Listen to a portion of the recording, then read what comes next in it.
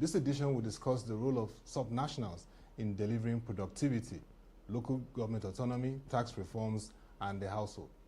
Our guest for this program is the Chief Executive Officer of RTC Advisory Services, a policy strategist with over 3 decades experience. I want to welcome Mr Opeyemi Agbaje. Thank you very much. It's my pleasure to be here. Yes. Also here in the studio, our team of discussants. Mr Olufemi Awoyemi, MNI, the founder and chairman of Proshare. It's great to have you. Thank you very much. And Mr Teslim, Shitta-Bey, Director of Research and Chief Economist of Proshare. Great to have you again. Thank you for having me. Yes. Before we begin this conversation, we would like to inform all our viewers that Proshare does not promote or support defamatory or disparaging remarks by our guest. Any statement made here is solely the view of the guest and not Proshare's opinion.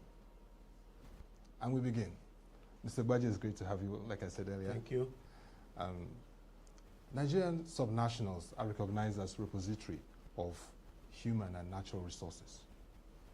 At the last check, looking at what budget has provided, about 5% appear to be fiscally stable, which is a huge concern. And when you look at Federation account allocation, most of the states still depend on that.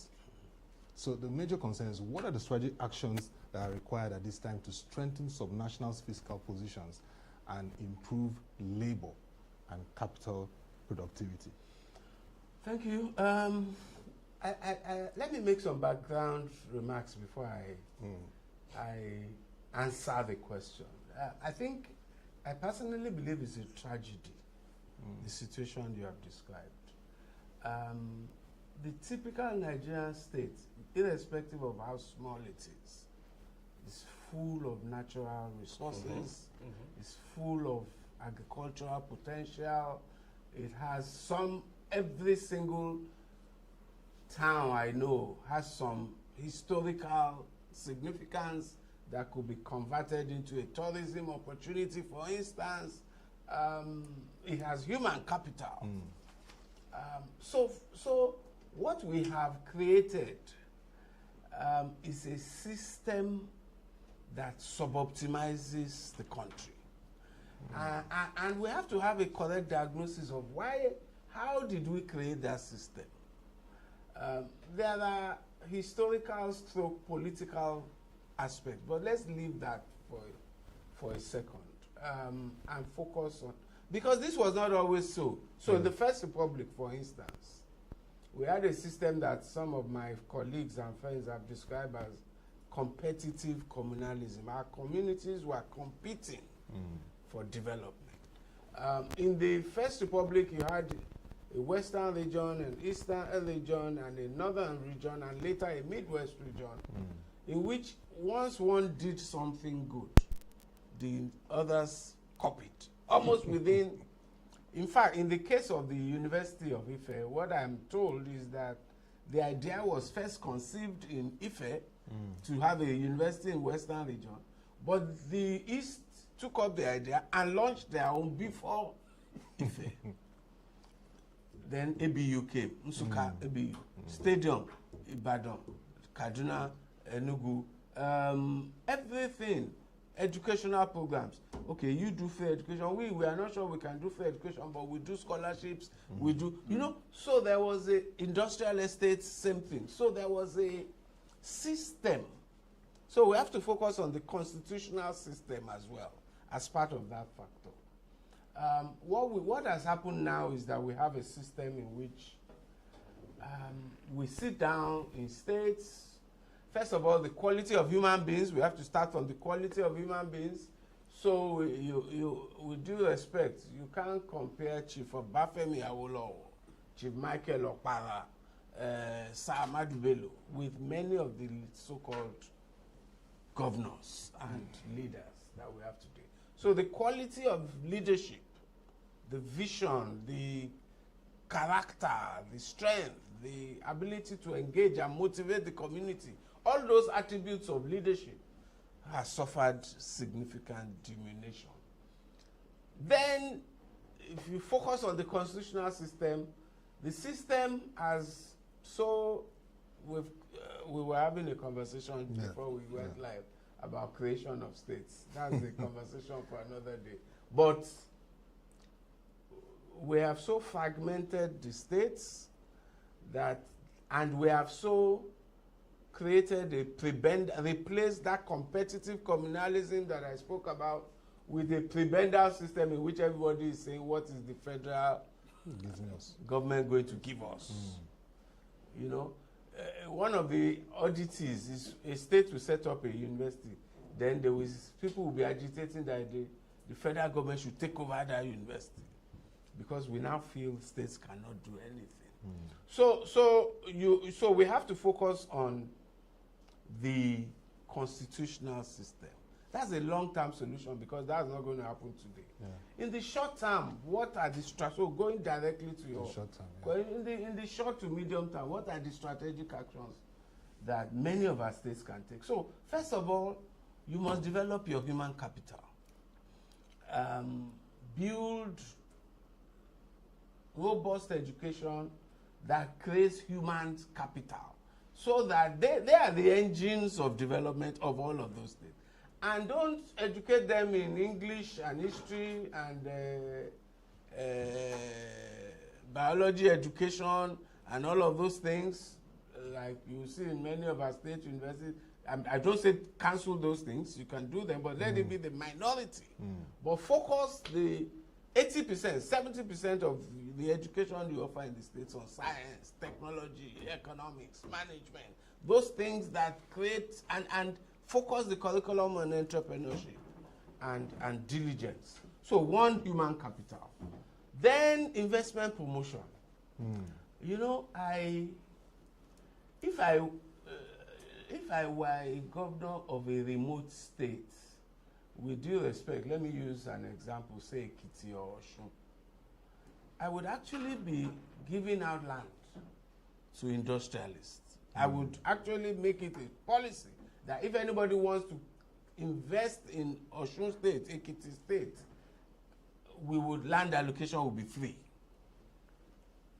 And I will be using land as a driver, not of revenue, as the current perspective is, but of development. So, you know, there's a short-sighted focus that land is our revenue earning, but it can be your driver of development, because you don't have much development at the moment. So use the land to catalyze development. Let people consider, they look at the disadvantage of your state, then offer them some incentive.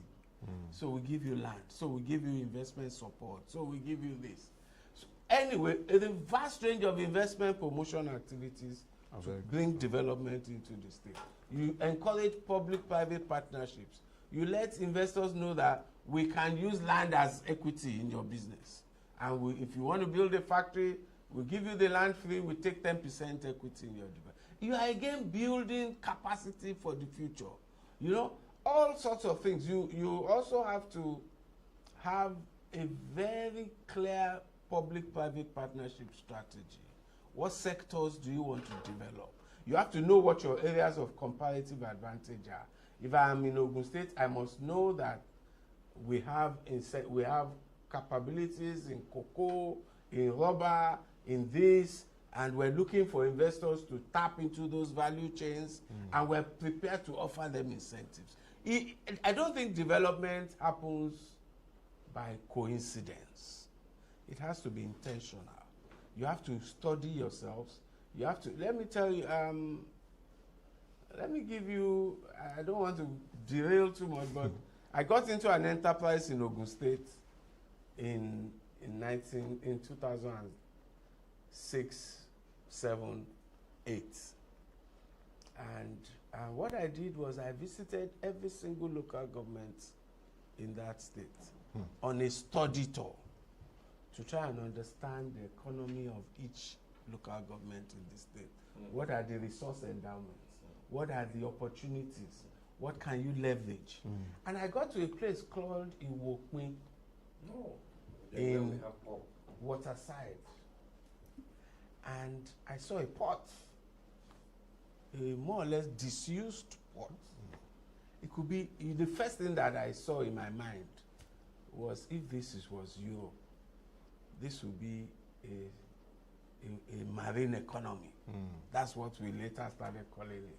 This will be, there will be fisheries, there'll be tourism, this whole coast will be filled with seaside resorts, there'll be entertainment, there'll be an annual carnival, there'll be things that will generate resources.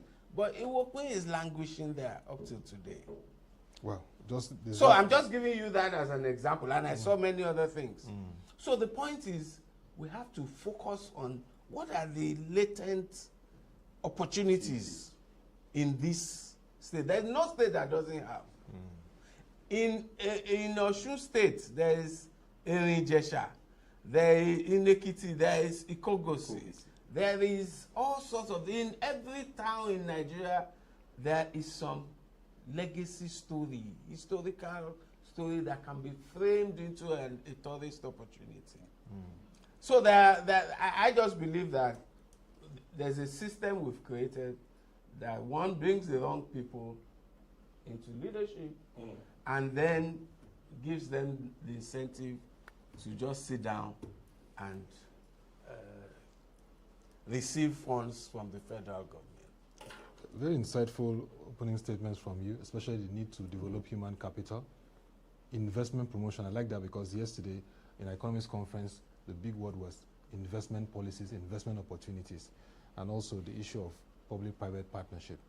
But very, very insightful. But I'll yield to Mr. Awoyemi in terms of looking at our subnational and productivity, which is very critical at this time. You're going to engage further around the ongoing issues around the fiscal policy and tax reform bill. Well, what Dr. Agbaje has said is quite a mouthful. I'm trying to process it and reframe myself. But what I could pick from it, which is very fundamental for me, was the enveloped definition of development and how we cascaded it down. My concern was, I think, when we said in the short term, there can never be short term when you're talking about development. You have to have a development goal and then you can cascade it down. So that means that I can see from his own example that there are structural gaps because there are no strategic objectives, or because that's what you mean by development. And then he raised one fundamental question when he was using the Iwokwe. The Iwokwe then brings to mind for me the concept of how Nigeria manages development. Is it from a balance sheet perspective or is it from an income statement perspective? Over the years, we have run Nigeria from an income statement perspective. All the analysis that you have seen, all the considerations has been from an income statement.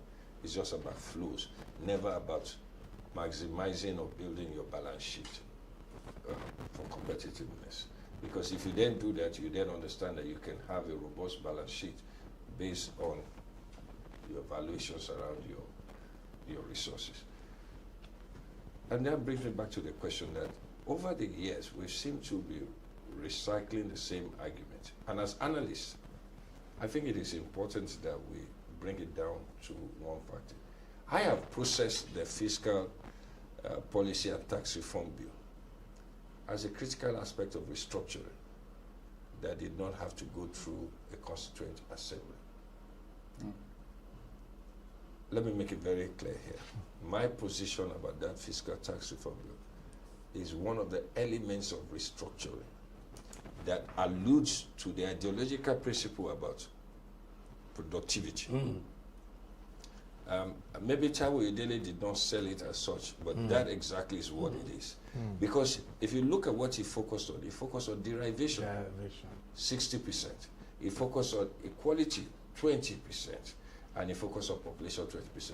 The Nigerian Governors Forum came back, retained population at 20%, but adjusted equality as 50%, thus perpetuating unproductive subnationals.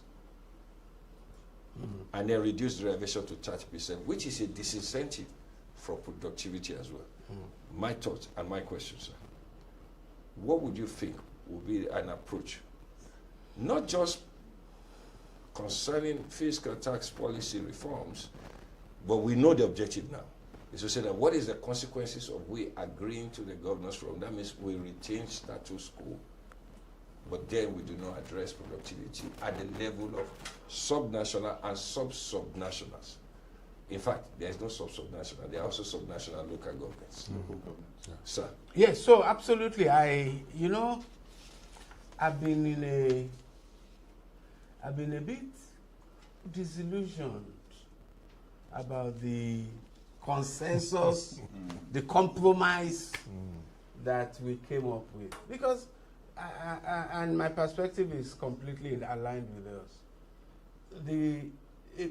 Let's look at the nature of the tax. We were talking about value-added tax. It's a consumption tax. It's supposed to reward consumption. Now, what does equality of states have to do exactly. with consumption? Exactly. Are we equally consuming? So the very nature of the tax suggests that it should be based on derivation. And derivation as defined by Taiwo Oyedele and his team, not where the head office is, but where the consumption, Which is even a took good place. which generally was productivity and consumption. Exactly. And whatever. So it was such a brilliant and sustainable. That's precisely one of the structures and systems that would have addressed the Fiscal first sustainability. point I made, that there are systemic issues that reward just sitting down and collecting from the federal government. And so we just did one again that says, no, just share the VAT on 50% equality of states.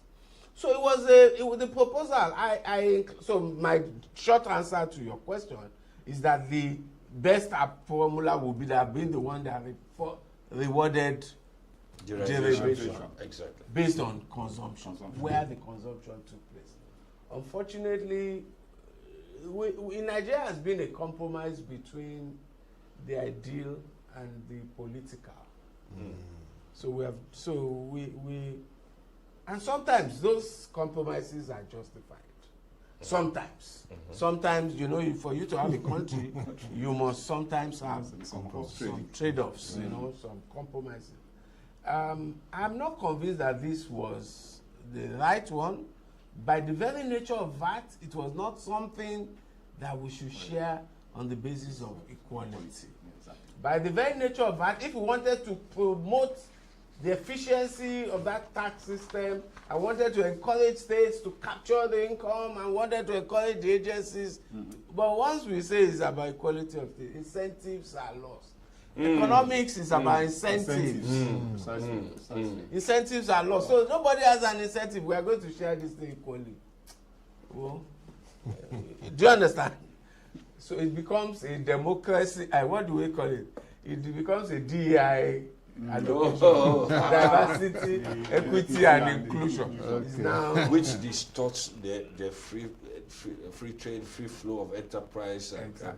So my short answer is I prefer the former one. I'm trying to find middle ground. some satisfaction with the compromise, but quite frankly, I'm not. I can't But find any. yes. I can't find any. Very, very clear that we must reward derivation and productivity. But again, we're in a country where there have to be a compromise between ideal and the political. And the politics. Well, it's past the second reading in the National Assembly, so we just hope that we begin to look at how these issues can be resolved with a better consensus. Mr. Teslim, I would yield for you to ask around the much talked about local government autonomy. Yes, yeah. Before I get to asking Dr. Agbaje about the autonomy of local governments, I just want to piggyback a bit on what yourself and Mr. Opeyemi have discussed concerning Iwokwin as a placeholder. And let me tell you why I think it's a very vital issue that needs to be addressed. Something things about Iwokwin is clear. It has its own power plant. It has its own jetty. What you saw was actually Iwokwin's jetty. It has 50 bungalows. 50. It has 2 trains of pulp processing plants that were never opened. They are in their crates as I'm speaking. You still have those machines in their crates. They were never produced. And they were funded by the African Development Bank. Funded by the African Development Yes. Bank. Wow. And In fact, Shina Badru actually took a trip there. There's a video online where he went there, and he nearly cried when he saw what was going on. I was there myself. A full-fledged, like an industrial estate. Yes, and you know, J5 Forest actually was developed for that particular project. The J5 Forest in Gusau was developed for that project. That's how why I'm using this as a case holder is how we waste resources. It talks to what Mr. Awoyemi talked about when he talked about balance sheet. That actually should be part of the balance sheet we should be talking about. The positive aspects of the balance sheet. That project. And so you can unleash that balance sheet by then turning it and by securitizing. Securitizing, God bless you. Yes. So since government cannot do it, we can financialize it. We cannot financialize it. That's what we need to do. And you know the jobs that we have created, which will also generate tax. No, the papers we're using here is going to be the output rather than imported. So I will now go to the question. Point by Dr. I will, very good So, point. but the point I will add is that I will say from the experience I did, I just use the Wokme as one example. In each state of Nigeria, how many Wokmes do we have? Excellent. That's a key word. How many Wokmes do we have? Now to your question. Yes, now to my question. Well, it's almost like you've done research on this. Yes, I've actually been involved in the Wokme. Yeah. So now to my question. July last year, the Supreme Court came up with a pivotal judgment concerning the independence, autonomy of local governments. This has been a bogey bear for Nigeria for a long time. The Supreme Court has made a decided judgment concerning in favor of the local governments and their autonomy. How do you see this working out, given the current political arrangement? Typically, in most countries, the closest government to you is your local government and then your state government. In Nigeria, we seem to have inverted the relevance of governance from the central government, so we're depending on the central government, then we drill down to the local government. Let me give you a quick example. Parks, markets, revenues from those places are local government revenues. Currently, those revenues go to non-state actors, especially in one of the most populous states in the country. So, given this autonomy, what should we be expecting? What do we need to do? What lessons have we learned from the past? And how can we leverage those lessons to tweak the local government to be genuinely autonomous, impactful levels of government in the lives of the average Nigerian household? So, let me again make a background. When that judgment, that Supreme Court judgment was delivered, I was one of those who were most excited about it. I also belong to a group that commissioned me to do a paper on all of the opportunities that this could open up and how we could make the benefits of that autonomy judgment available to our people. And we were all very excited. I must confess that the excitement has been replaced to a large extent with disillusionment. First of all, the judgment has not been implemented. Yes. The federal, again, another case of compromise. The federal government has sat down with the state governors who are very angry about that judgment, and they have reached a compromise that says, okay, we give you 3 months to ensure elections are conducted, because part of what the Supreme Court said is if you don't have a democratically elected local government, you don't get revenue. Exactly. The federal government agreed to suspend implementation for 3 months so that all the states could conduct local government elections. Many of the states, as usual, conducted sham local government elections, and so we have local governments in place in most places, elected local governments. We have a crisis that we see on TV in Osun State as a consequence of that. That 3-month extension has extended now. You said the judgment was in July, right? Yes. This is February of the next year, and the concession has been extended and extended and extended. What was supposed to happen is that after that 3 months, you can justify the 3 months, but after that 3 months, the allocations were supposed to go directly to the local governments. Yes, exactly. That has not yet started happening. Yes. So the states still collect the money. and still give it to the local government. But the more unfortunate thing that happened is that because of the judgment, the governors saw that the stakes are much higher. If these people are going to be autonomous, instead of it becoming an opportunity, it became a disadvantage. Because they are going to be autonomous, I must make sure every one of them is a total clone. Okay. That's what has happened. I must make sure I know about the ones that we are familiar with. We will take no chances. We must win every single councillor and chairman in our state. And we must make sure the individuals are complete cloning. So even if they give them the money, they will distribute it the way we instruct them. So we've, in an unfortunate manner, we've subverted the opportunities that... So the natural Autonomy. intent of the Constitution and the natural intent of the judgment has therefore been subverted. It has been subverted. Under political expediency. Expediency, exactly. The expectation, when we did the analysis, the opportunities that this offers, one of the things we thought is that with this autonomy, and it did happen, with this autonomy, I could go and become chairman of Sagamu local government. Because the resources are available for me to work.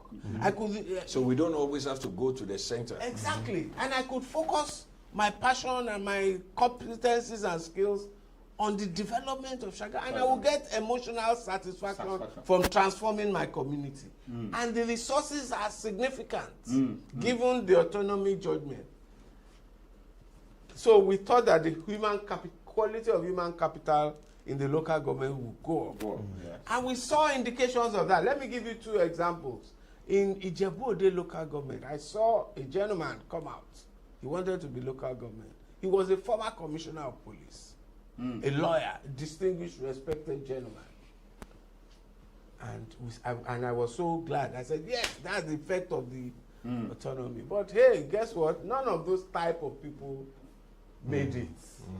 You know, because the system say, this one, if I allow this one to become local government chairman, he's not going to listen to me. Sorry, Otto, before I go on. Yeah. See this last point you made. In the business schools, we've always analyzed it more like a leadership recruitment issue. Exactly. But what you are describing here is a more practical and nuanced thing. That our selection type before election means that we select people who are amenable to certain policies. So in some ways, it goes back to the earlier conclusion that we have prioritized politics over development. Yes. Absolutely.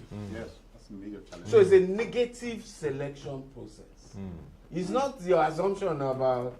Which is different from what China does, which is based around meritocracy. Exactly. That means you would have done certain things, you would have proven yourself to get into that position. Exactly. Yeah. And even growing up in Cross River State, Calabar, we had now Professor Panekbo, who was PhD Dr. Panekbo, as chairman of the Calabar Municipal Committee, and also in Akwa Ibom, now Professor Konimino, then he was doctor. And under the military, we saw more professionals chairing local government, though the model isn't as democratic as we expect. But so are we we quality. making an illusion, therefore, that the mistake we probably make is that we have put governance into stereotype rather than leadership. Which therefore runs contrary from an ideological position that the concept of democracy is who the people want. Who the people want. So who are those, like Plato said in La Republic, that there must be the invisible hand that makes sure that your leader are people you aspire to, not the ones who are most available. And as such, in the system we have today now, you see across all tiers, people in top positions, even up to our rulers, who are therefore held by police or FBI or in some cases other countries for fraud and so many things. And as such, is it therefore that the leadership process that will deliver the objective is the problem, or is it just the fact that men like yourself and whatever, you are not going to be able to survive in the political structure that has been created to And as such, it's almost like we are hitting our heads against the wall right now. So we saw that. Like I said, we had done an analysis on all of this. And we saw the opportunities that came from this thing. It could transform the quality of governance at the local government. But we saw the constraints, the political party system. Will that quality of people make it through the political party system to the electoral system? The elections for local government elections, the way they are done. Is it an election? And if you are sincere to yourselves, you find that 36 out of 36 states of Nigeria, there are no elections at the local government level. So even if that guy got to be nominated by a party, it is almost 100% certain that the ruling party at the state level is going to win all the chairmanships and councillors. So it had better be he's the candidate of the ruling party. Very interesting. We'll go on a break now, and when we return, I believe our chairman, Mr. Awoyemi, will still have some issues to engage further on the local government autonomy, not just the political part, but there are very, very important issues to look at.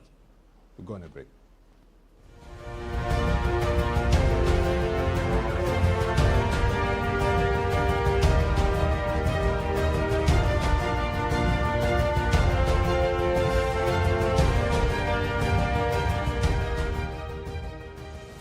The greatest pain I have and the guilt that I think is affecting our recruitment is that elites have not agreed or measured up to their responsibility in a democracy. Democracy does not give you the promise that the people at the base of the pyramid will have all the knowledge, all the experience, and all the information by which to take just decision. No. Democracy has one silent assumption, and that is that those who know within that space will take it upon themselves to educate, to inform.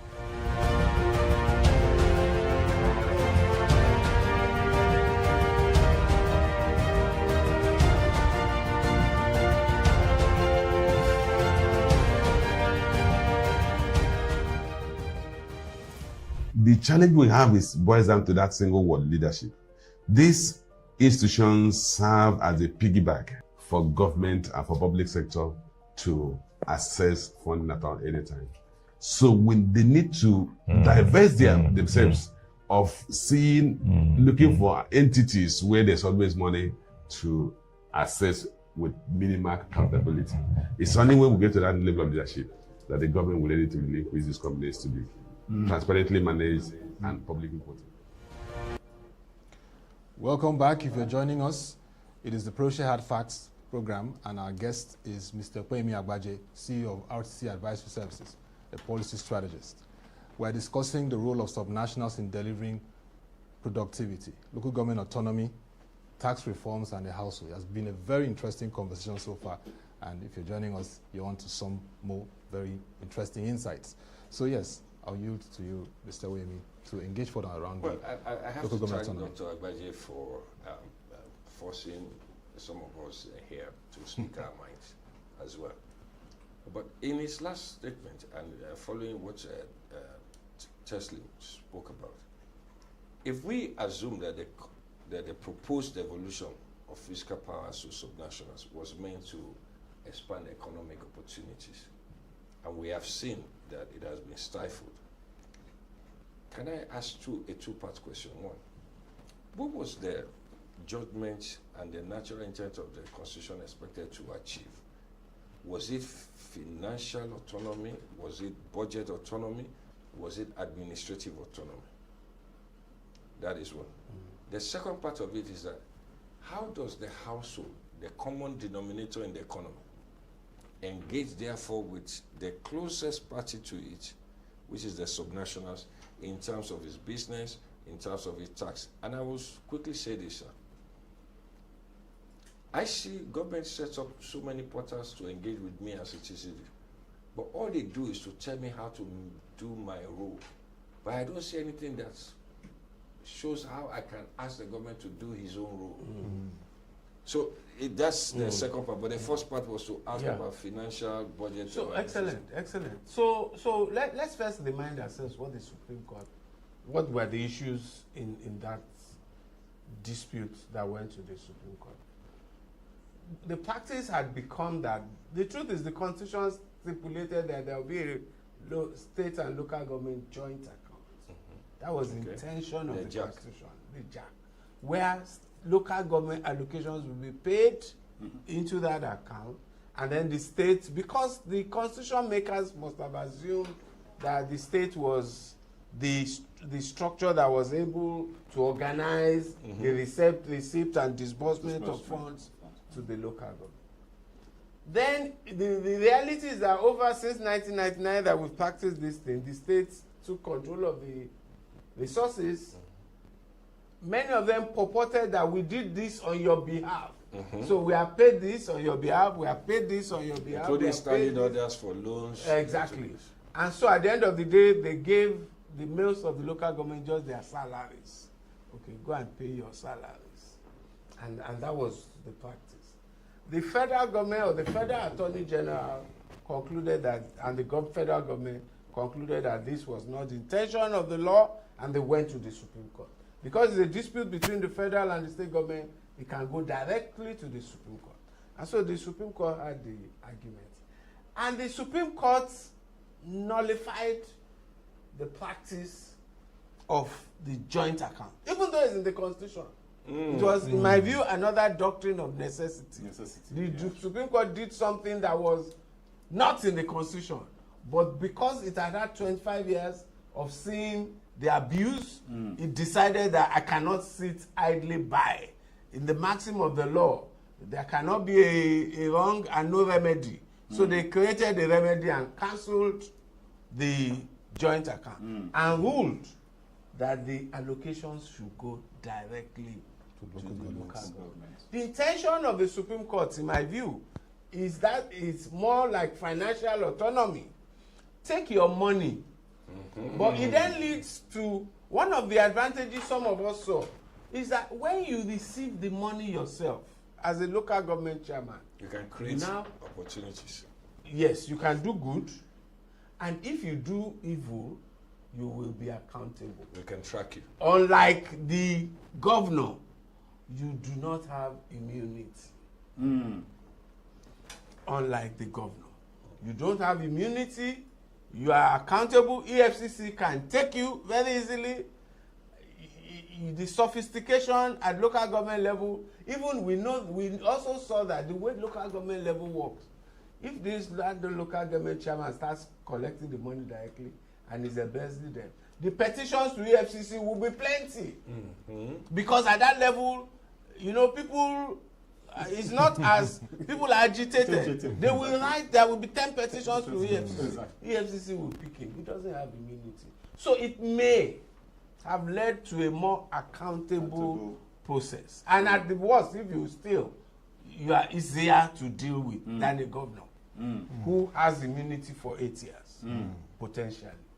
So it was a process to kickstart financial autonomy. That, I think, was the intention of the law. Okay. And it may have led to greater accountability from the local government levels. Like I said, but you understand the difference between the budget autonomy and financial autonomy? Well, it may also tell us the difference. Okay, so if you understand that the budgeting process is a different thing entirely, we don't actually include the local government. Let me take piggy off you and say that this judgment does not appear to have been talking about budget autonomy, because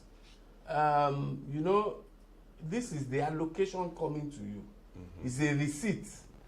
How you plan for it is your role, is your job. Now you see the point. So we can reduce whatever is coming to you from the budgeting process. Exactly. So it doesn't create a budgeting process for you. You still have to create your budget and plan for it.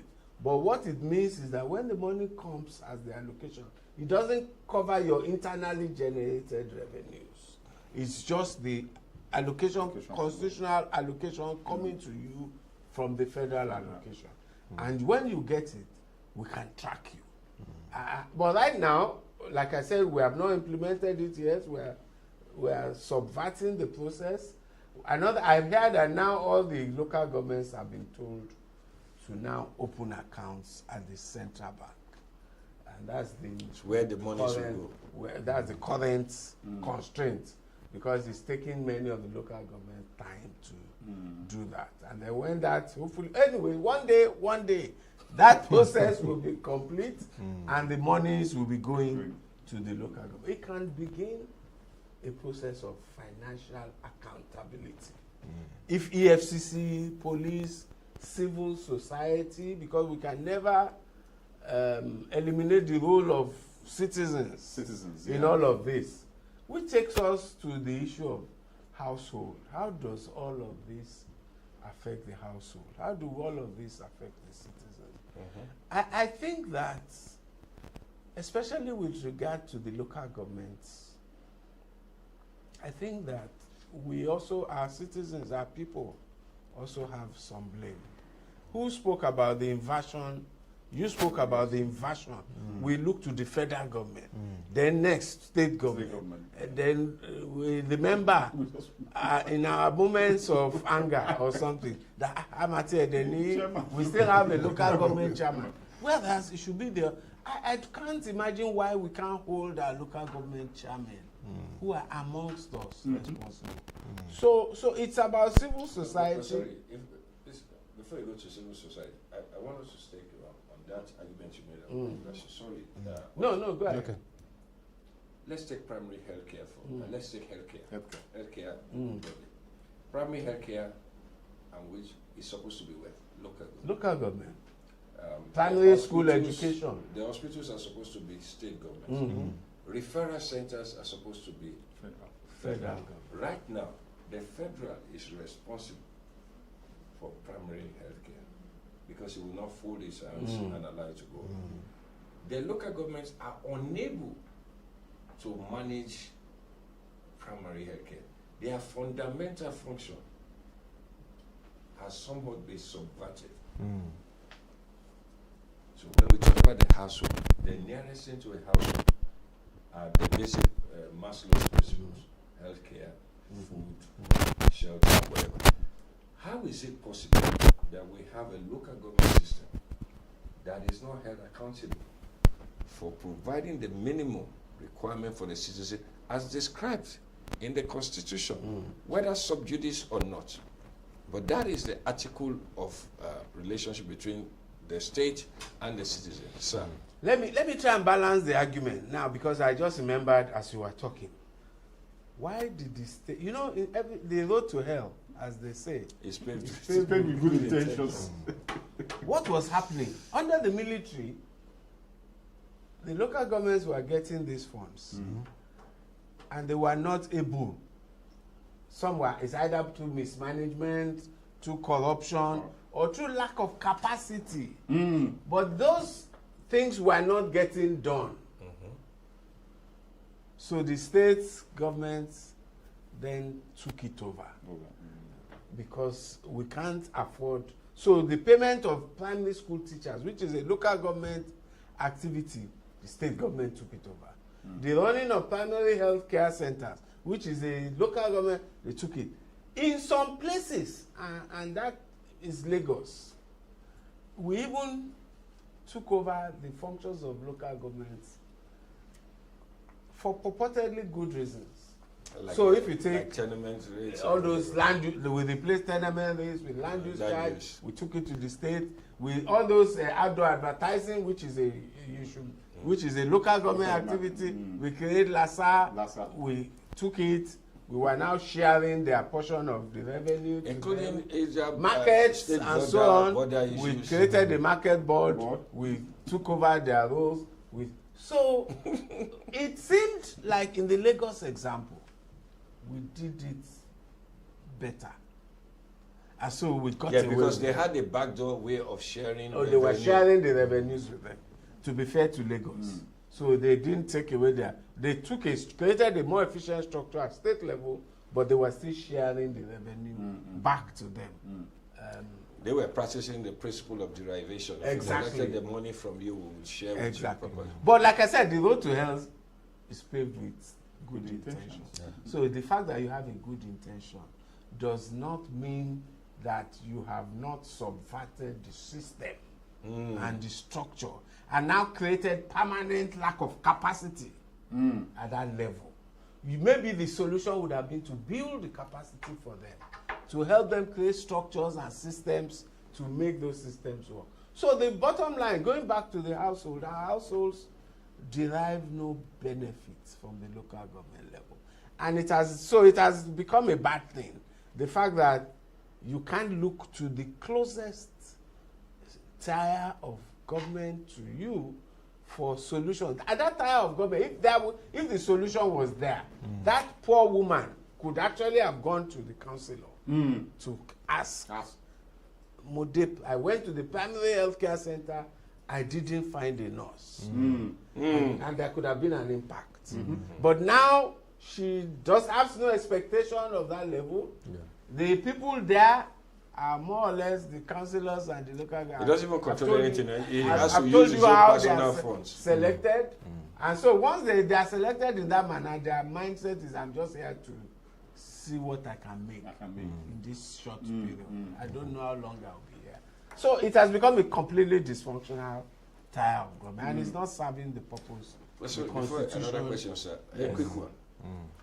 I have tried to understand what is going on in the United Kingdom, where I spent some time, the United States, South Africa, Kenya, and also Canada.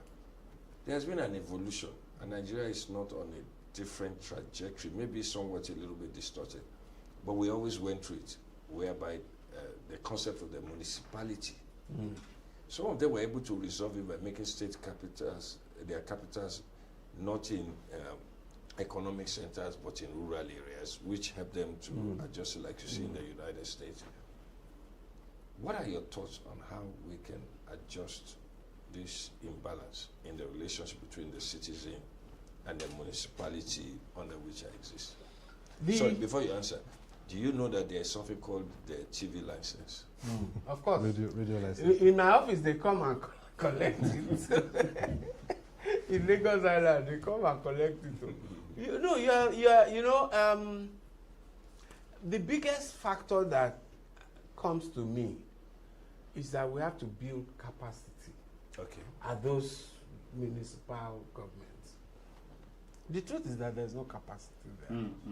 There's no, who are the staff of local governments?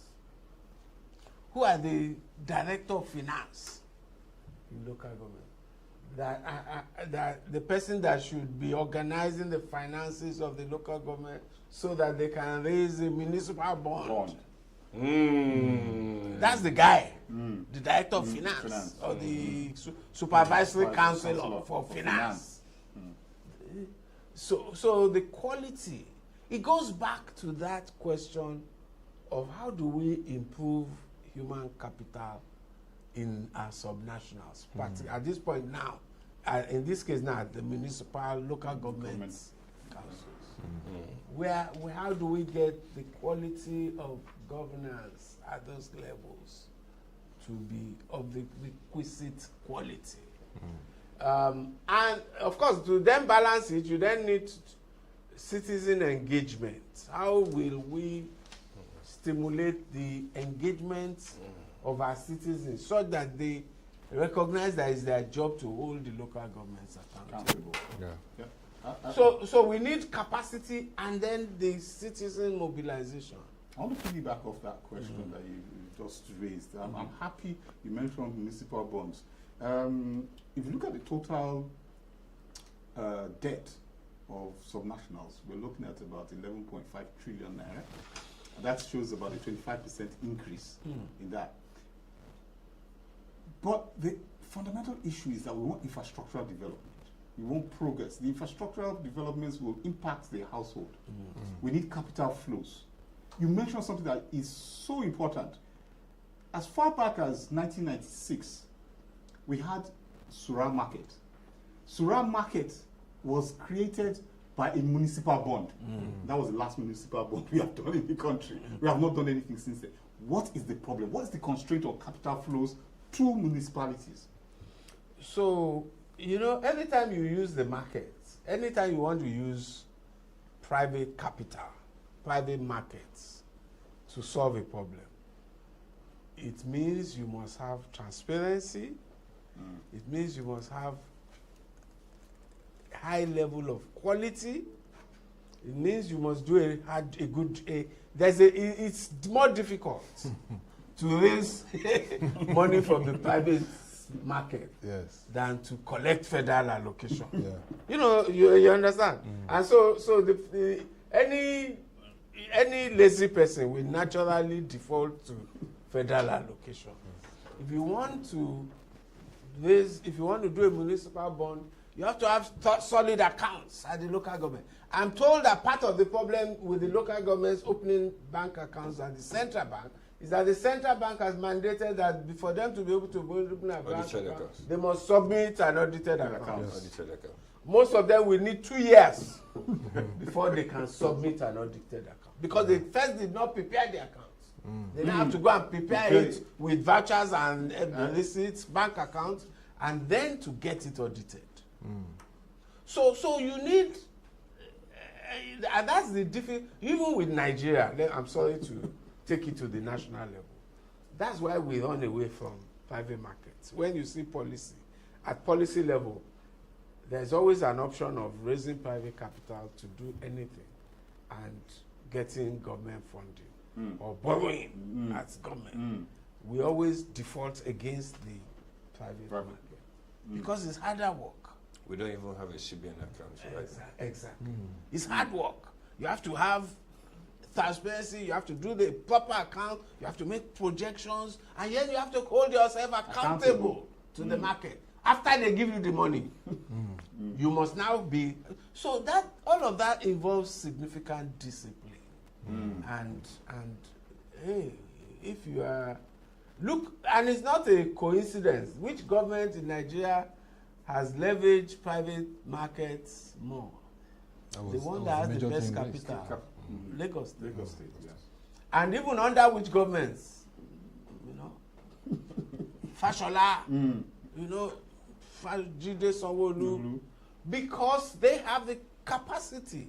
And they built a civil servant. I see the linkage. Yes. Capacity, capabilities. They built a system. They as personally, they understand the market.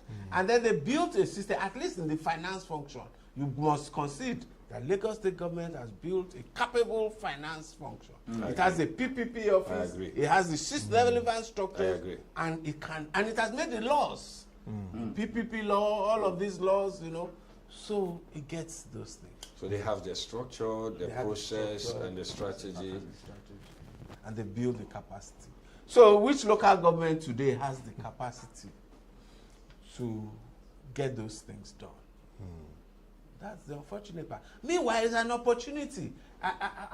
You know, as I was reflecting on this conversation yesterday, I just asked myself, what if one local government did these difficult things we were talking about? You know, the financial system will be chasing it. Exactly.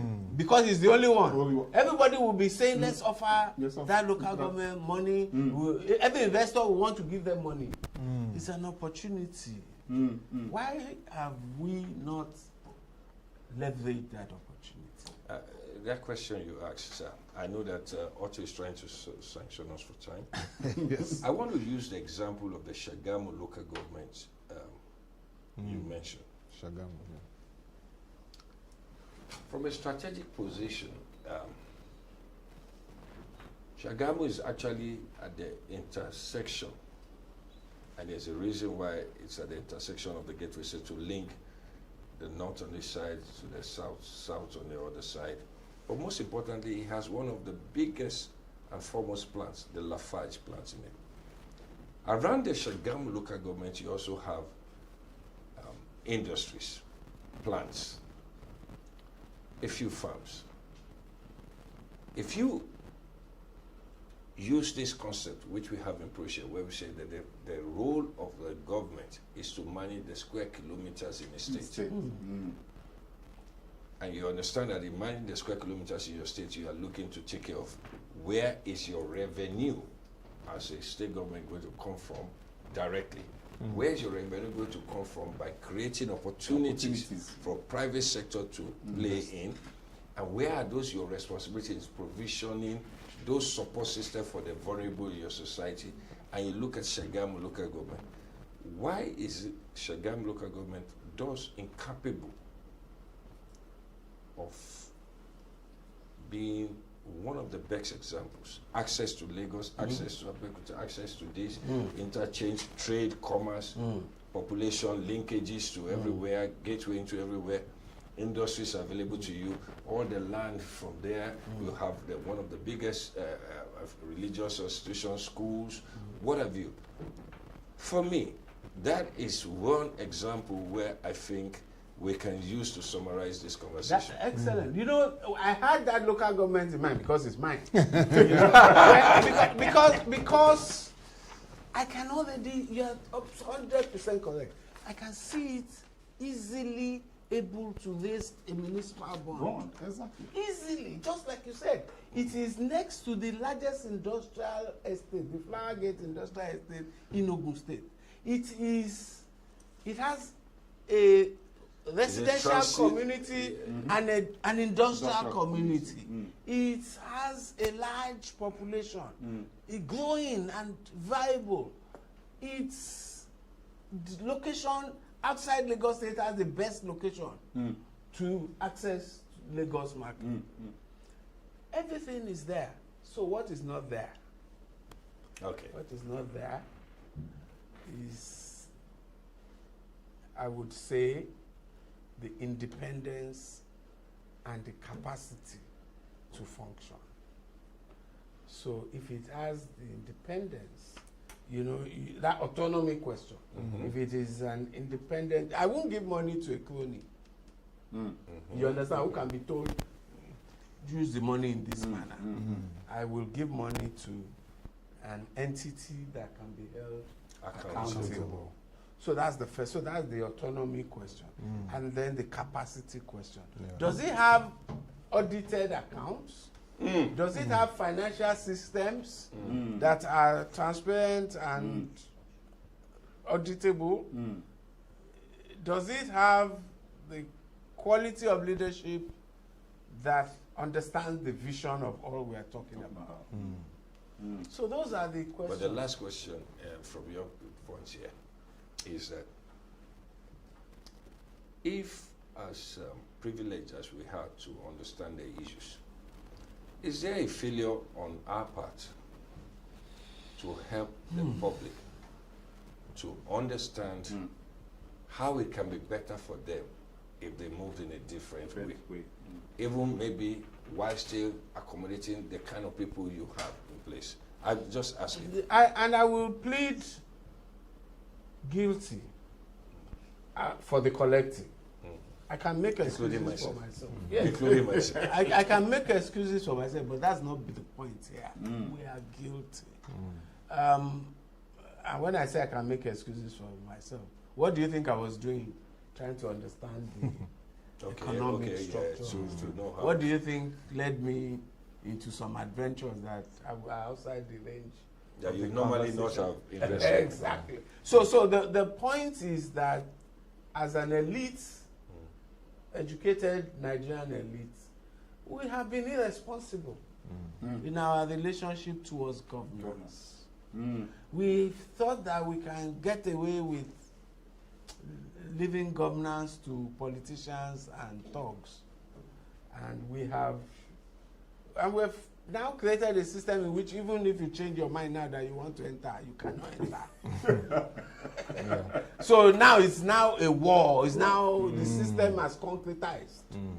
So we hopefully we can continue to cheaper the system, and maybe when the local government thing becomes operational, maybe that's a building block that we can use. Maybe government and the Supreme Court and can find other minor building blocks here and there to support the process.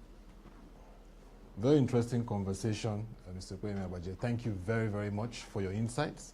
Mr. Opeyemi Agbaje, CEO of RTC Advisory Service. We've had a very interesting conversation today. And of course, it has been a very enlightening one. I would like to thank you for taking our time to have this conversation. Very, very the robust. company of friends. We really looked a lot at local government, but of course we highlighted issues of subnationals that needs to be addressed. And of course the topic was role of subnationals in delivering productivity, local government autonomy, tax reforms, and of course the linkage with households. We also want to thank once again Chairman of Proshare, Mr Olufemi Awoyemi. You really made it enlightening through the various interventions you made. Nice to have you. And of course, Mr. Teslim Shitta-Bey, Director of Research and Chief Economist, Proshare. Thank you. I believe our viewers, you enjoyed this conversation, and you can follow our website displayed on the screen and follow our social media platforms to get further insights on this program. To come your way again, thank you for watching. I'm Otunba Opeyemi. Thank you for watching, and bye for now.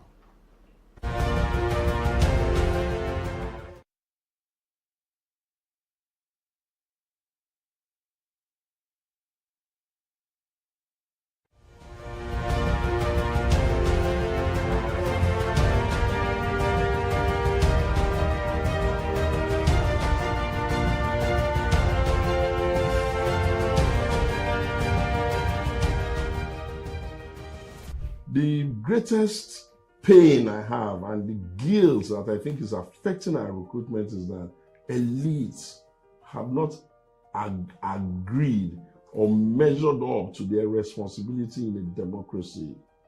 Democracy does not give you the promise that the people at the base of the pyramid will have all the knowledge, all the experience, and all the information by which to take just decision. No. Democracy has one silent assumption, and that is that those who know within that space will take it upon themselves to educate, to inform, to carry along, and to participate.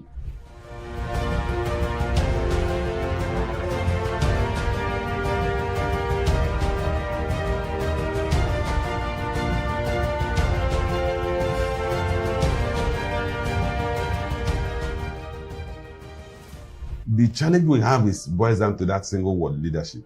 These institutions serve as a piggyback for government and for public sector to access funding at any time. So when they need to divest themselves of looking for entities where there's always money to access with minimal accountability. It's only when we get to that level of leadership that the government will ready to relinquish this